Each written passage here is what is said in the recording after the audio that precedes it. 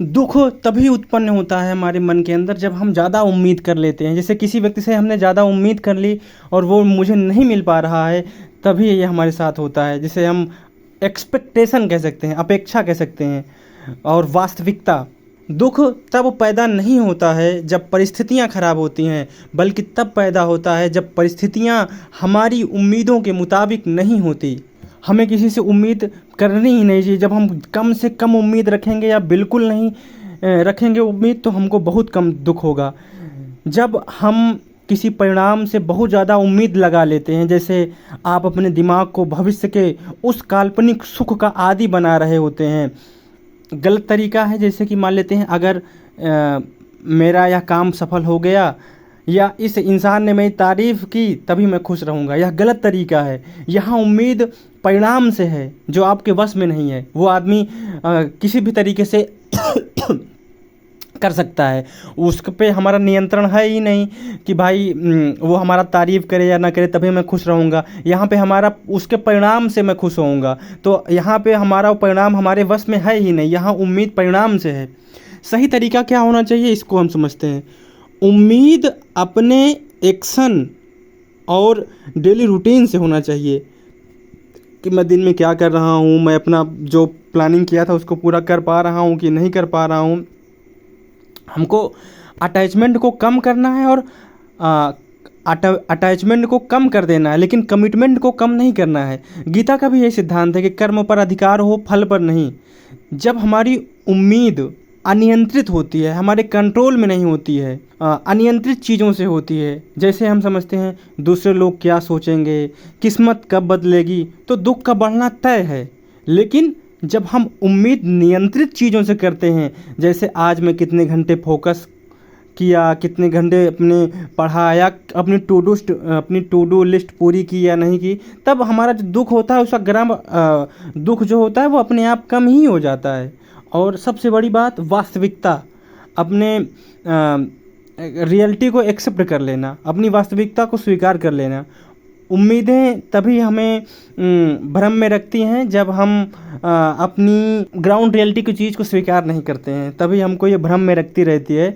और अपनी गलतियों को हम स्वीकार ही नहीं करते हैं कि हमारे अंदर ये गलतियां हैं। जब तक हम अपनी गलती को स्वीकार नहीं करेंगे, हम सुधारेंगे कैसे? हमको समझना पड़ेगा कि कमियां कहाँ हैं और इसे कैसे सुधारा जा सकता है। बस यही इतनी सी यही बात थी। जितनी बड़ी उम्मीदें आप दूसरों से या बिना मेहनत किए भाग्य से लगाएंगे, दुख का झटका उतना ही बड़ा होगा। अपनी उम्मीदों को अपनी मेहनत के साथ हमको जोड़ लेना है, बस हो जाएगा काम।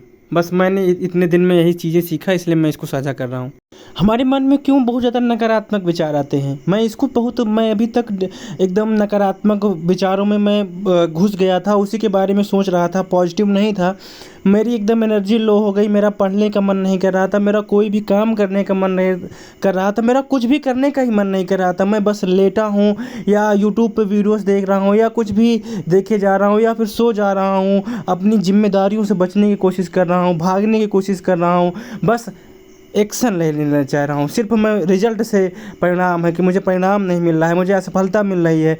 इतना कुछ होने के बाद बार बार जब मेरे साथ ऐसा ही होता रहा, तो बाद में फिर मैं इसी को स्वीकारा कि मेरे अंदर क्यों नकारात्मक विचार आ रहे थे। जब भी हम काम को शुरू नहीं करते हैं, बिना काम शुरू किए रिजल्ट की उम्मीद करने लगते हैं और फिर उसी उम्मीद में वो पूरा नहीं होता है, तभी हम परेशान होते हैं, दुखी होते हैं, नाराज़ होते हैं, दूसरों से ईर्ष्या करने लगते हैं और इतना ज़्यादा थक जाते हैं कि हम छोटी से छोटी चीज़ों का भी निर्णय लेने में असक्षम हो जाते हैं। सोचने लगते हैं कि ये हमारे लिए सही भी है या नहीं सही है। तो इतनी सारी चीज़ें मेरे साथ हुई। आज के कुछ दिनों से मैं डिप्रेशन से गुजर रहा था, तनाव से गुजर रहा था, चिंता से गुजर रहा था, एंग्जाइटी से गुजर रहा था, लेकिन अभी मैं ठीक हूँ। मैं समझा, मैं अपनी परिस्थितियों को समझा, क्योंकि जो डर होता है वो भी मन में होता है, वो जो चिंता होती है वो हमारे मस्तिष्क में होती है।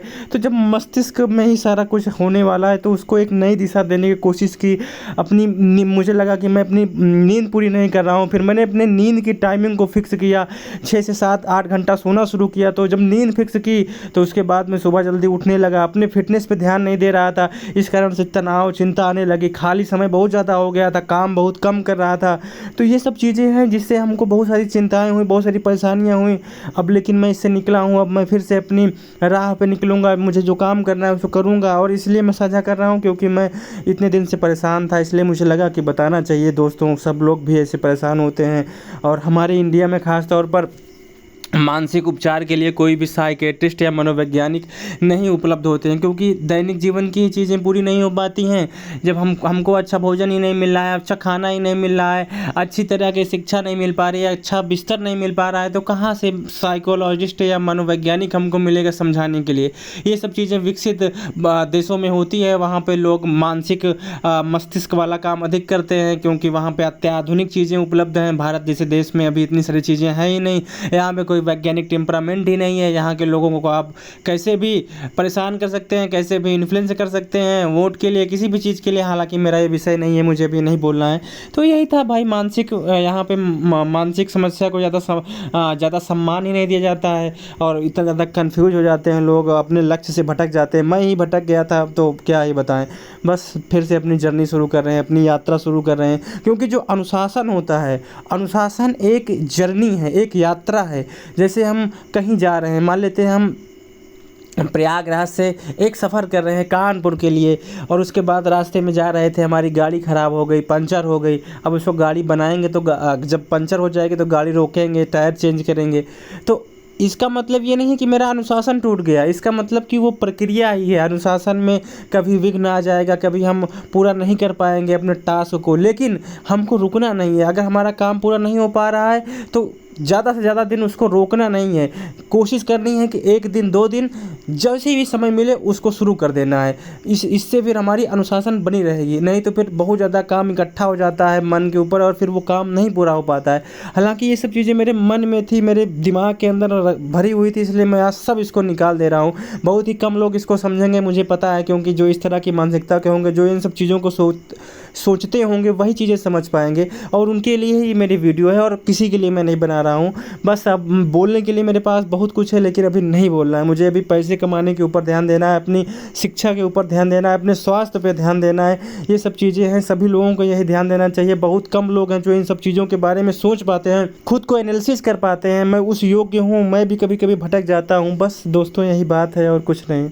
इंसान होने की यही पहचान है कि हमारे अंदर भावनाएं हैं, हम सब दुखी होते हैं, तनाव में होते हैं, लेकिन सब चीज़ों को मैनेज करना सीखना पड़ेगा। यही तो जीवन है, जीवन जीने की कला है। बस यही कुछ था, मेरे साथ हुआ था, मैंने कहा अपनी चीज़ों को साझा करते हैं। हो सके किसी के साथ हो रहा हो तो उसको भी हैंडल करना सीखे, वो भी उसको हैंडल करे। बस दोस्तों, धन्यवाद भाई।